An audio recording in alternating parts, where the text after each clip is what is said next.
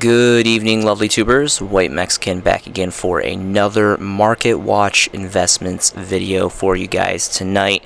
Have a plethora of things that I'm going to be showcasing for you guys. These are going to be my personal selections, and I do hope that you enjoy.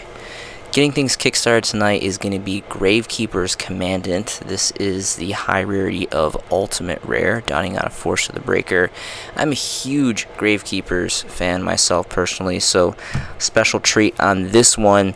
Starting market price for this particular print, unlimited lightly playeds are going for about 39 bones. If you want a first edition, there is a European German one here for about 58 for lightly played first edition. First Englishes are going for about 61 bones for lightly played first. And if you want a near mint first edition, keep in mind this card is insanely ancient and it's going to be quite challenging to find a near mint first edition, but it looks like the starting market price here is going to be 75 bones, the first near mint first edition. Really great artwork. I'm like borderline obsessed with Egyptian styled stuff, and Anubis is definitely my favorite Egyptian god card, or Egyptian, got cardboard on the brain. Egyptian god Anubis is really cool. So alternatively, there is the ultra rares, downing out Legendary Collection 3 Yugi's World, my all-time favorite Legendary Collection set. This coupled with Legendary Collection for Joey's World and Legendary Collections Kaiba are really great sets. I highly recommend, if you guys have time, take a peek into those. A lot of great stuff and really nice rarities. And collectability with the contents of these sets is just like unparalleled as well. So this is actually fetching for a very nice price point as well. Unlimited near mint, unlimited lightly played starting at 11 plus bones. Near mints are starting at about 13 bones. First edition is 15 bones. That's a near mint straight across the board here. So only one page available, and this 3-stack unfortunately are unlimited, but it looks like it's the only 3-stack here available on TCGP. So really great stuff on that. Next is going to be Priestess. So the artwork is unparalleled on this. Out of all the Gravekeeper's cards, even though I'm a huge fan of Commandant looks really nice, but Priestess definitely takes the cake for my #1 slot. It just looks really great. So let's take a look at prints here. There was the Absolute Power Force Ultra Rare Special Edition promos, which technically in hierarchy of rarity would be the highest rarity. But we also have 2 super rares. We have the Speed Duel Tournament Pack 1 super rares, and then the original OG super rares dawning from Absolute Power Force. So initially I kind of had an off-spark idea about investing in the super rare Speed Duel tournament packs, because it's tournament pack, specifically tournament pack 1, the very first tournament pack. But the problem with this is you gotta think, and some people are kind of going a little bit overboard, I think. I mean, obviously Blue Eyes and Dark Magician, I mean, they're gonna always be good money regardless of the set for the most part. But keep in mind that the Speed Duels is newer than the OG Yu-Gi-Oh format, and technically speaking, well, not technically speaking, historically speaking, the Absolute Power Force is superior in age to the Speed Duel, even being the very first tournament pack. Don't get me wrong, really great, great rarity, super rare, and it still very much is a tournament pack card. Holofoil, definitely going to be worth something, in some point in time. But my personal white Mexican theory on this is Absolute Power Force is kind of like reverse roles. It's kind of like takes the position of the Tournament Pack 1 as opposed to the actual Speed Duel Tournament Pack 1, because this one's a lot older, and it's the original print that we got here in the TCG. So I personally opted to invest specifically in the original prints, first edition exclusively always. This is it's an okay card. I mean, I love Gravekeepers personally. I don't run Priestess in my builds, but Maybe I will one day. The biggest thing is just the artwork. The artwork is really, really, really great, and I'm going to kind of do a side note later on and kind of reference back to this card in a little bit. But the artwork is awesome. You know, it's an old school super rare, and it's Gravekeepers. So that's pretty much, it's got a lot going for it. So let's go ahead and look at some first editions here. It looks like there's a lightly played first edition here for about a little over a bone after you factor in shipping. There's another one here for roughly the same price. Here's a near mint for, you know, again, roughly over a bone. What you'll notice is there's not really a lot of stacks, though. Unfortunately, these are all one stacks for the first editions. So you guys are going to kind of have to, like, eat the cost of the shipping if you want to go that route. Let's take a look at page 2. Again, reflective price points all pretty much the same. I mean, the near mint first editions go up to about 2 bones, so still very, very affordable. It's just you're not going to be able to buy in bulk for this card. And then even the last page, there's no stacks specifically for the first edition. So definitely some dwindling and very, very very limited numbers on the original print of this, but all time, hands down, definitely has the best artwork, right up there with Commandant for Gravekeepers. Alright, so Spy is going to be next. This is going to be the secret rare versions out of Legendary Collection 4. And by the way, just in general, like, Gravekeeper stuff has been going up exponentially. Like, pretty much all of the Gravekeeper stuff, except for like some of the really low rarity, like common reprints and stuff, they're all going for some really good price points. So even this is a very, very nice rarity. I mean, technically hierarchy rarity, this is the highest rarity secret rare. Of course, we have the champion pack super rares, which are very sought after and, you know, very, very fat price points and all that. But this is definitely a healthy alternative. Lightly played first edition starting at 6 bones here. Near mints are roughly around 7, and there's some pretty good availability for the most part. I mean, here's a 3 stack here, and then there's only 2 pages of availability on this, so interesting price and fluctuation on that. My personal favorite print, all-time favorite print of Gravekeeper Spy is actually the dual terminal 6 rares. This, as well as Dark Necrophire, which actually I always kind of showcase these as a pair. Every time I'm showcasing Gravekeeper Spy, I always showcase Dark Necrophire for the most part, because they're both DT rares, both have fantastic artwork, infamous history behind them, and they're just DTs in general. I feel extremely compassionate about dual terminals and Duelist Saga, and I kind of have a little bit of a tidbit that I'm going to be showcasing with you guys later on in this video about that. But basically, they're very good rarities. They're very good rarities, and they're relatively fan favorite rarities. They're very aesthetically pleasing, and they're just not being produced anymore. DT is discontinued, and Duelist Saga is just still to this day. It's just a solo set. There is no other set that has manufactured that special ultra rare foiling, which looks really, really nice. So let's go ahead and take a look at some price points for this DT Spy. Lightly played is going to be about a little over 3 bones, free factor in shipping. There's a 3 stack. There's a 10 stack here for 4, which is nice. And there's actually, from Nonstop Gaming, they have a fat stack of 67. So, and there's a 36 stack here. So there's plenty of availability for the most part with this 36 and 67 stack. But, you know, this card has come a long way. I've been trailing this card for several years now, and I remember when there was like 10 plus pages of this, and this card was literally like a half a bone, like well under a bone, and now you can see it's like 4 or 5 times that in price. So I'm really, really excited to finally see this rise to some good value. Spy definitely deserves it. He is it a girl? I don't know if it's maybe it's a girl with short hair, but you know, anyway.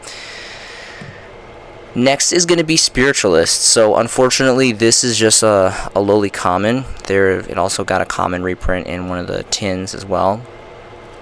I really wish that this would get a holofoil reprint, specifically a secret rare. I mean, I don't think it's good enough to be a secret rare personally, but the artwork is really, really cool. Again, it kind of has that resemblance to Commandant with the mask here of, I think it looks like Anubis. I mean, if I was to guess, it would definitely have taking on the form of Anubis here. So just the stance, the apparel, and just just really, really great. Again, just a really fantastic artwork. It's very unfortunate that Konami decided for some terrible reason to make this a common. But anyway, the card's insanely cheap, obviously. Soul Fusion is a relatively new set, and these stacks are just ridiculous, 200, 300 plus here. And again, it's insanely cheap, so like always, go for first editions. And I'm not necessarily saying this is going to go up anytime soon, but it is Gravekeepers, and it's got amazing artwork. And who knows, hopefully, we get a holofoil reprint, but if not, and even if we do, I mean, these are still going to be the original OG prints, and way down the line, like probably like a decade plus, I think these are going to see some price increases. Like, this is definitely a long haul investment, but really, really great artwork. Next is going to be Gravekeeper's Servant. So, fun fact about this, the first couple prints, this being the original print, Magic Ruler, and then there was this, of course, the Spell Ruler prints, and then the Dark Beginning 1, I believe it was, prints. Several different prints of this card, but the first couple prints, I want to say up to, I believe, Dark Beginning, this was a kind of a slip in the censorship. They actually have the full-on crucifix crosses here. Normally that would have been technically a censorship for us here in the TCG, but it kind of slipped through the cracks and didn't get moderated. So really, really cool fun fact on that. This obviously being the Magic Rule versions, they have the Magic stamps, which is really great history piece on that. And this isn't tied in. I mean, it has the name Gravekeepers, but it's not naturally for the Gravekeepers deck core. But really fantastic artwork. I love October and Halloween and just like spooky stuff. So really awesome artwork. And this is going for relatively good money. I mean, there is 4 pages here on the market. There's no first editions on the first page, and there is a couple first editions, lightly played first edition. They're roughly around 3 bones before you factor in shipping, and here's another one. But there's just really not, again, a lot of stacks. We're slowly starting to see these Gen 1 cards, what I consider Gen 1, first 13 core sets of the game, LOB through RDS. They're just being eradicated from the market. Collectors and investors are just picking them off left and right, and rightfully so. I mean, these cards aren't getting any younger. They're getting more difficult to find, and the numbers are definitely dwindling. By the way, also the structure deck Merrick. So originally Gravekeepers came out of Pharaonic Guardian. That was the premier set for Gravekeepers, but they were also reprinted in structure deck Merrick, which I wasn't around. I wasn't personally playing the game. This came out. I know it's a relatively old structure deck. I don't specifically remember what year, but the sealed first editions are going for 100 bones. There is a case here, a first edition case here for $2,000, and I know this is just a quick, simple eBay platform search. Maybe you guys can find them for a little bit more affordable, but I'm a really big fan for investing in first edition sealed structure decks. My kind of white Mexican theory is when like a really popular deck, or what I believe a really popular structure deck drops, like specifically my 2 recent accounts was Shadal Showdown. I invested very, very heavily in sealed first edition versions of Shadal Showdown, as well as before that, a couple years back, I invested in, I think it was 2 or 3 cases of first edition Soul Burner, which Common Ash Blossom alone has carried, great value over. I mean, unfortunately, really, that's the only thing that is worth much of anything currently right now in the game is the Common Ash Blossoms, but, it's a good investment. I mean, naturally, if you look at the statistics and you look at things as they go on, structure decks, sealed first edition exclusively, they become collector's value. You just have to hold on to them. You just have to wait, and you just got to kind of bank the years through, and eventually they just increase in value. And especially you have to pick the right ones. I mean, like one example, like a kind of a fall through I had was Zombie Horde. I didn't invest in Zombie Horde, and now zombies kind of have had a reoccurrence. They've kind of had a reoccurrence for a while, the whole Zombie Horde engine blending in with different stuff. But all these stuffs are the majority of those, the core of from that structure deck are solo prints, so they're fetching some pretty good price points. and that was definitely something I missed. I really regret not investing in Zombie Horde, but it's really good. It's a really good idea to go in there, and usually I use eBay as the platform, and then I'll just go and pre-order, and when you pre-order, you usually can get them even cheaper, like than the standard 10 per deck, which is really cool. And again, you always want to go Seal First Edition, just sit on them and watch their growth increase exponentially. So this was the structure deck. Really, it's interesting because there's really nothing of value. I mean, you had an ultra rare golem, the common gravekeeper stuff, and then a couple two other ultras that were they're part of the ban list, the forbidden cards. So really nothing much of really value. It's pretty trashy, but yeah, these are insanely old, and they're definitely Merrick is a fan favorite anime character, and they're collector's items now. So food for thought, definitely something to consider for future reference. Next is going to be Dark Necrophire, specifically the secret rare promos out of Master Collection Volume 1. So there was 2 Master Collection volumes, 1 and 2. I personally liked 1 better, the card choices, but all the cards, I don't remember how many there are, but anyway, really great stuff. Dark Necrophire is like one of my all-time favorite cards for artwork. It's just really like alluring and dark and spooky, and it's got that like alien tone towards it, and this like sharp, like almost like Halo Elite armor. It's really cool, and this is one of my favorite prints, this with the DT. So numbers are dwindling on this. This is still very affordable. It's pretty much 2 bones across the board when you factor in shipping, but you'll notice that there's really not stacks. These are all 1 stacks. There's a 2 stack here, but then there's only 4 pages of availability. So I think there's been a really like great insurgence of these trendings of increasing in abundance and value for these old school, mostly tin promos, but just stuff like this, like old sets. Like this was a really cool product, a very like special memories that I have being a kid picking this set up, because it had like Blackluster Soldier, and of course Dark Necrophire, and like secret rare Thousand Eyes Restrict, these and secret rare Relinquish. Just a lot of really killer signature Gen 1 cards. So I would definitely recommend investing in this card personally for those reasons. And then of course we have the Dual Terminal 2 version. This, just like Gravekeeper Spy, was in a great abundance, and I was very fortunate enough to pick this card up when it was very affordable. I mean, you can see now it's at the 7-bone market price, and there is a total of 4 copies here on the whole entire market, and it bottoms out all the way at about 12 bones. Well, about I guess 11. I guess it'd be 11 bones here.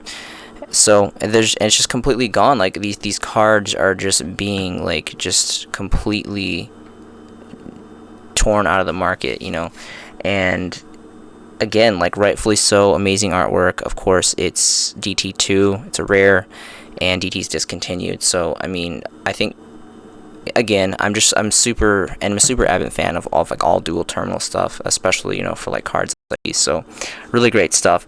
Next is gonna be kind of an obscure thing. So when I was buying some Gravekeeper stuff, and the Ishizu token actually came up, which was really cool, and I got kind of curious, and I know there's more than 54. I don't really know how TCGP breaks down the organization for the tokens or whatever, but you can see like there's some pretty good value in some of these, I guess, more rare or harder to get tokens and stuff. But what was really cool was on page 2 here, we'll find the Ishizu and Priestess token card, Field Center, which just looks gorgeous. The artwork is just really great, and I've decided, I don't know if you guys have noticed, but last week I changed my artwork on my channel, which basically reflects a mirror of what this Field Center is, which is right here. It has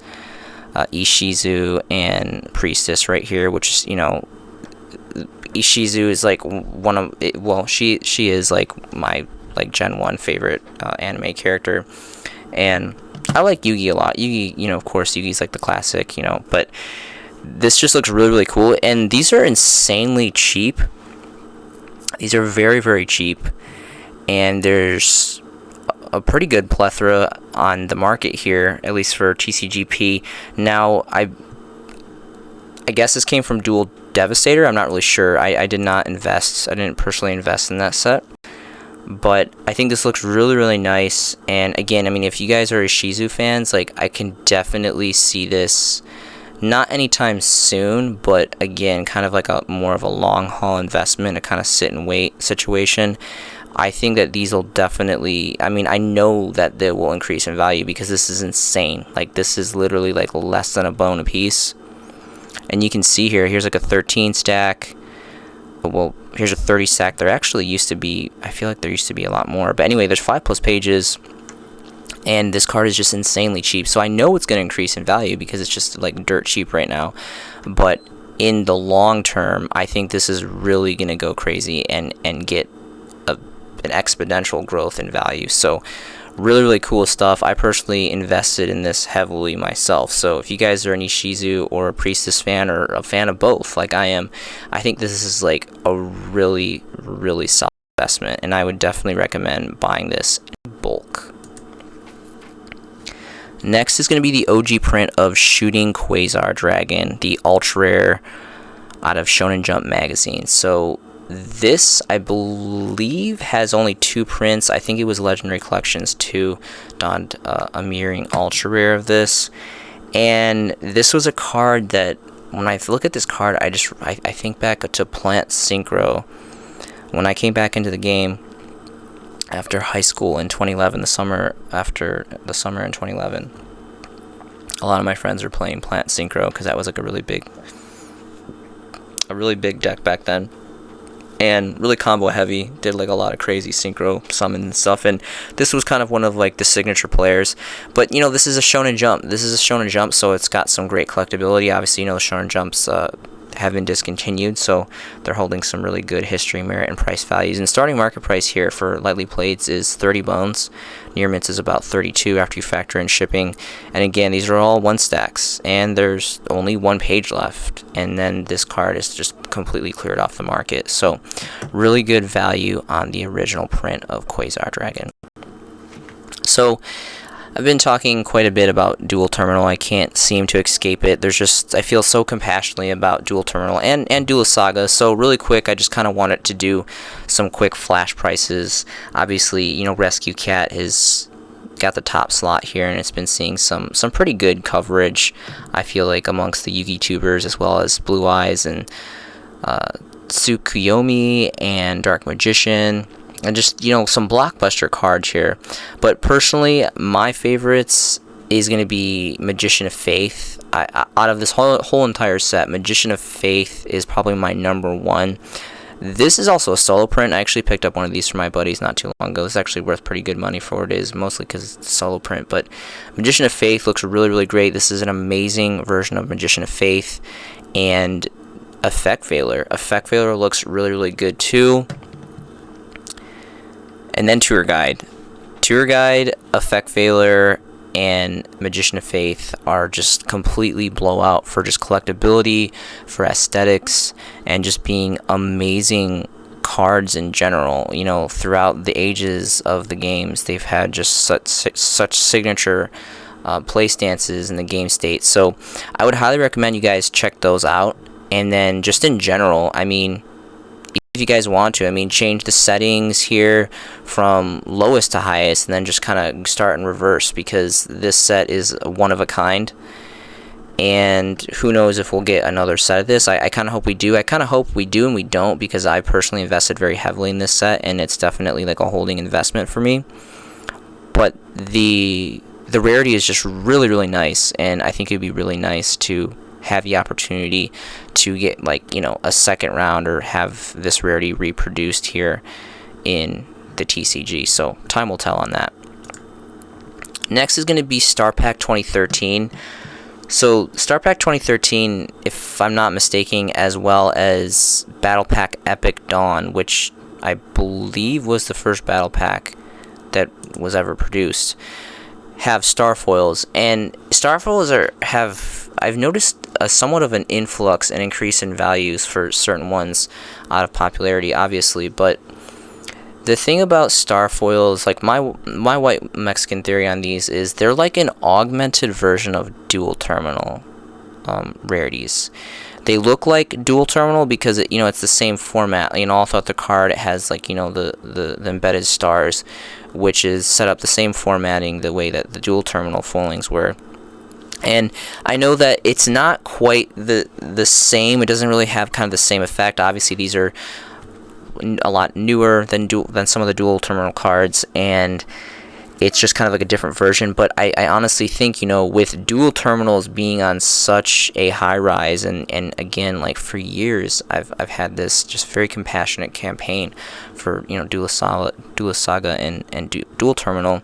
But I think that these are going to be next. I really do. I think that these are kind of like the next generation of dual terminals because as far as we know, Battle Pack has been discontinued. I mean, who knows if we'll get more. I know there's other ones beyond this one, but the mosaic rares, they look really digitalized and just really crappy and just not good looking. So I would definitely stick to the star pack and the star foils out of specifically star foils out of star pack and battle pack, because they look very, very nice. I mean, I don't know, maybe I don't know if you guys like the mosaics. I personally don't like the mosaics. I think the original star foils are better. But so we can see here, I mean, like Galaxy Eyes Photon Dragon, this is going for like roughly around 6 bones. Then you got like some top dogs here. This is really nice. So there's a dual terminal super rare of Utopia, which is obviously the most desirable. It's very pricey, and it's hollow foil and it's DT, which are really great. But you got to remember, Utopia, this was like Gen 1 era of XYZ. I mean, like right up there with like number 17 and Levier and all that. And Generation Force was just an amazing transition set that donned us XYZs. It was the premier set for XYZs. So these have really great nostalgia history merit to them. So I would definitely probably pick up. I mean, if this really is like around roughly 2 bones, I think this is a very nice copy for a really infamous card. I would not neglect the original first edition prints from I think it was Dawn of the XYZ. I think those should still be relatively affordable for the first editions, which is the original print, which is I think it's going to be well on its way into the collector's market. So there's just a plethora of random cards. Obviously not like all the cards, but it's just an interesting thought. It's something that's kind of that I've taken notice that I feel like people have really started to scrap up on the starfoil specifically market, like like Faithbird. Before this, the only other print was like a really old school like tournament pack common or something. So there was the common from one of the star packs or the battle packs, and then this specific hollow foil or star foil, and then of course I think it was TP6 had a common or something. So just like random stuff like that. But I mean, that's just all I can say. Like, I think Starfoil actually looks really, really aesthetically pleasing, and I think it's personally on its way into the collector's market. I think it's going to be one of the next things here. And then of course we have Battle Pack Epic Dawn. So again, if I'm not mistaken, I believe this is the first set ever that donned us the actual Starfoil rarity here in the TCG. We got King Tiger Wangu, which is a really cool like Gen 1 anti-meta card. Personally, I'd prefer the original rares. I don't remember which set. It was one of the Gen 1 sets produced the first edition rares, but those are going for pretty good money too now. And Graceful Charity, Tour Guide. So this is out of all of the Starfoil stuff. There's a lot, 220 Starfoil cards here in this set. Out of everything though, this is, it all looks relatively nice, but again, Tour Guide is definitely, like, this is right up there with Injection Fairy Lily, and Injection Fairy Lily, same treatment, and I've been trying to pick these up. I kind of started to pick these up too late. By the time I noticed that there had been an influx in specifically for the Starfoil rares, but also for the first editions exclusively, it's not too bad. It's about 3 bones, but it's only a 1 stack, and that's kind of the thing that gets me. I personally like to go in bulk. I mean, here's a 3 stack here for 3 bones. So, I mean, under 10 bones, you get yourself a lightly played first edition playset. So, the availability is there to a certain extent, So, it's completely up to you guys, but I just, I think this is a really good buy. I really do. This is definitely an MVP. The first edition Starfoil versions of this, and then of course the Starfoil versions of Injection Fairy Lily as well, which I'm really curious what those are going for right now, because a couple weeks ago I did a big investment drop here. I was moving some funds around, and I actually unfortunately did not have the opportunity to pick up. I mean, I was kind of being selective because I was trying to I was doing a drop on bulk, but Starfoil Tour Guide and Starfoil Injection Fairy Lily were actually not really available at that time, at least to the certain parameters that I wanted to invest in. So I actually ended up going for the first edition common, near mint first edition common versions of Legendary Collection for Joey's World, I believe it was, Injection Fairy Lily, because they were like insanely cheap. They're like under a bone, and this sounds crazy, but I can honestly see Fairy Lily going to like about 5 bones, specifically for the Legendary Collections for common first editions exclusively because it's Legendary Collections and it's Injection Fairy Lily. So here it is right here. It's still very affordable. I mean, well, there's only 5 listings now apparently. We'll see here. Oh no, sorry, this is the Starfoil rare. So I was referring to the Legendary Collections for first edition commons. But anyway, I think the commons are going to go up to like 5 bones. I think they go to like 2, and then 3, and then 5, and then like, the commons are like a half bone or even less, So that's like instant money, and I think that's going to happen relatively quickly. And so we see here, I mean, there's just all 1 stacks, and the starting market price is like, well, it doesn't really matter because this is even first edition. The only 2 of the copies here are first edition, and starting market price is about 5 bones, and then quickly goes to 6. So they're just, obviously we have, the ultra rares, and we have the secret rare, LOD original, God first editions, which are really great, but you have to think alternatively when the market, that's just naturally how the market goes. When things get picked clean of the original prints, players are just going to start to kind of trickle down the hierarchy and go for like the next best thing. And I think Starfoils, specifically for your guide, and Injection Fairy Lily, being fan favorite cards, amazing artwork, that just look really great in Starfoil as well. So definitely a healthy alternative on that. Next is going to be what I consider Gen 2 starter decks. So White Mexican Theory Gen 1, I believe it was 2002. You have Yugi Kaiba. Wave 1, Wave 2 was Joey Pegasus, which I highly recommend you guys look at those. Some of the holo foils for that first edition are still relatively affordable. People have been picking up on them like crazy, and rightfully so, because they're just insane, insanely affordable investments. And then we had the Evolution series, Yugi Kaiba Evolution, which is what I consider 2, and then of course Generation 3, which was the reloaded Kaiba E-Star deck, Kaiba Yugi Reloaded, which of course donned the only Ultimate Rare prints of Dark Magician and Blue Eyes, which are faring some pretty fine price points for the first edition prints.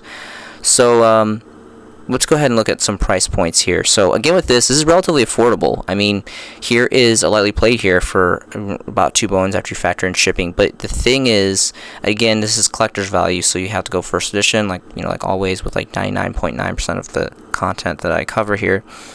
But there's just not a lot of stacks here. Like really quick, I'm going to go ahead and switch over just to give you guys an example. It's very difficult to buy this card in bulk. And for a while, it was very easy for me to pick this card up in bulk because the availability was just, it was insane. It was there. Now, there's only two stacks here, 3 stacks for the first editions, and the starting market price is, almost about 4 bones for lightly played, and then near mints going all the way up to 25. So, really incredible stuff on that. There's plenty of like onesie twosies you can pick up probably for the first editions. There's 5+ pages, but again, you're just going to be eating that shipping. So maybe check alternative platforms. TCGP is not like gospel. It's not what God said. It's you can use other things. Like some people use Amazon. Sometimes, like I mostly use eBay for like sleeves and for sealed product. I don't really invest in sealed product, but structure decks, first edition cases of structure decks is kind of like something I'm really into. So use the eBay platform for that personally. Next is going to be Blackluster Soldier out of the same set, Yu-Gi Evolution. So this is the highest rarity. This is the highest rarity of Blackluster Soldier. The artwork is really great. Obviously, this isn't like an ideal card for play because it's basically like just a 3K vanilla. But the artwork is really, really cool. And if we look at the versions here, this is the highest rarity. I mean, there is the dual terminal rare, which is, you know, anywhere between 5 and 17 bones. Obviously, it's dual terminal, it's rare, it's Blackluster Soldier. You know, it's obviously been cleared out of the market because there's only like 2 listings here. So really great value on that. Hopefully, you guys picked up on that early. But then in the hierarchy of things, technically this ultra rare is the highest. We got a super rare here, and then a plethora of commons. So really not a lot of availability. And I think this is really nice because this is just insanely old. Again, Gen 2 era Yu-Gi-Oh! And with this as well, and I'm pretty sure that this has had, with the majority of these cards, there's been some really great influx. Hopefully this awareness and this education has been, falling on some pretty sound ears, because it looks like people are definitely starting to make moves and invest, and it's a really good time. I'm really happy that people are doing well for themselves. So we can see here again 5+ pages, but there's not even a single first edition here on from the first page. Change to 3 ofs. There is 3 2 stacks here, but they start at 14 bones, 14 and then 20. So again, you guys can go and try to pick through the onesie twosies and probably find yourself some relatively affordable first editions. Again, 5+ pages, but the availability is just quickly dwindling on these cards, and I just really think that they're bleeding through into the collector's market. So the ritual card, same set, super rare. Again, I mean, this is for collectability purposes, so I mean, of course you're going to want to have the ritual card to the ritual monster, and these are probably, this is a little bit less popular, so you could probably find some stacks of this still for first edition. 3 pages of availability, and so here's a 5 stack for, lightly played first edition for under 2 bones, so that's pretty cool. Same right here, 4 stack and 11 stack for about Phantom under 3. So the ritual card is still very much, for the most part, attainable. So for the secondary end of that investment. Next is going to be started at Kaiba Evolution, of course, the mirror set to Yugi here. And we have Blue Eyes, obviously. Blue Eyes is always kind of, it's a better card because, same amount of tributes for a higher attack. And, it's kind of like, are you a Yugi fan? Are you a Kaiba fan? Are you a both fan? But, this Blue Eyes in general throughout the ages has been relatively more affordable for that. I think mostly, I think it's safe to assume mostly just because it's a all-around better card to a certain extent, subjectively, depending on who you ask. So let's go ahead and try to find some first edition prints. Again, I'm just going to go ahead and switch over really quick to 3 stacks because, again, this used to be a very, very affordable card, like a $2, $3, $4 card for the first editions.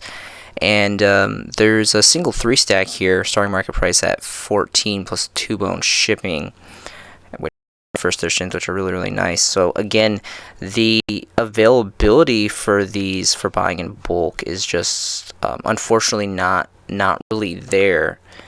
And again, you just see the trending, you see the players making these moves, and I think it's really great. I'm really happy that we live in 2021 and we have the technology to push out the awareness and the education, and I'm really, really happy that people are regulating the market like this, because as time goes on, this is just going to get more and more difficult. And everyone knows the Gen 1s, the original Gen 1 ultras are like ungodly expensive, and who's to say that in X amount of years the Gen 2 and the Gen 3 stuff is going to go up, just following in suit, doing the same. Kaiser Sea Horse may be a surprise, so that's going to be a next. So obviously people know about Dark Magician and they know about Blue Eyes from these the Evolution decks, but I feel like you know, no one gives love to Kaiser Sea Horse, and this as well is the highest rarity of the last time I checked. I believe this is still to the day the highest rarity as an ultra rare for this card. This card's really not a bad card. I mean, it's a light level 4 Sea Serpent, which is cool. Sea Serpent is like one of my favorite monster types. And, you know, you could like whip out a Christia with this. I mean, it doesn't have to be a dragon. I mean, you just have to, you know, tribute someone for a light monster. And, you know, Christia is one of my all-time favorite boss light monsters, and I'm really into fairy stuff. So it doesn't have to be a Blue Eyes, and really cool artwork too, personally. And, you know, this is still insanely cheap. Let's go ahead and take a look at some stacks, because this is very, very affordable. About 4 pages of three or more stacks, and well, struggling to find some first editions though. So about a half bone before you factor in shipping, and there's a stack of 4. And then on the 4th page, there's some crappy $350 shipping here, but there's 4 here, first edition, and then here's another.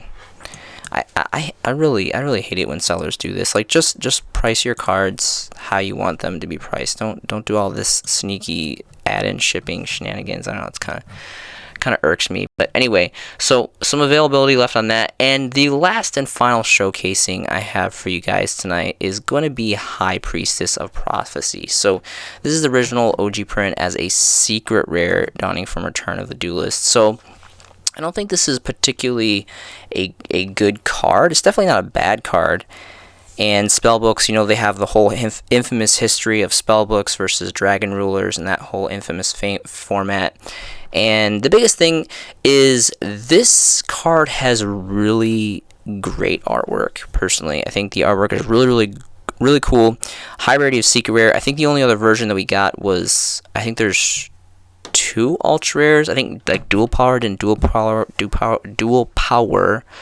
get an ultra rare, and then I think there was another ultra rare. But anyway, secret rare, you know, this is the best rarity, the original rarity, highest rarity, and really great artwork. And that specifically is what I think is making this card increase in value here. So lightly played unlimited, starting market price of 15, which is insane for unlimiteds. No first editions on the first page. And, oh, I'm sorry, I guess I'm on 3 or more, so let me restart that.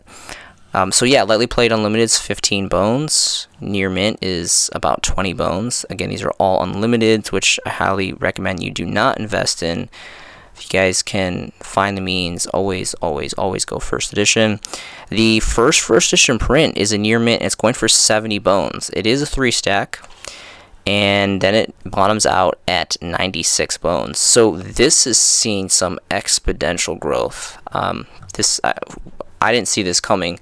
This is some really interesting price points for Priestess of Prophecy. So that's all I have for you guys tonight. Link below is going to be to my Facebook. I would love for each and any one of you guys to add me, message me. I would love to talk to you guys about anything Yu-Gi-Oh related. Yu-Gi-Oh has been part of my life for 2 decades. I feel really compassionate about this game. I really love this game. I love the deck building, the dueling, the trading, the investments, the brotherhood, the friendships. There's just a lot of really amazing things that this hobby can offer and brings to the table for the players. I hope you guys... thank you so much for watching this video. I hope you guys are enjoying the content just as much as I am creating it for you guys. I hope you guys are making some fantastic Yu-Gi-Oh investments yourself. This has been a showcasing by the White Mexican, and I will see you in the next video.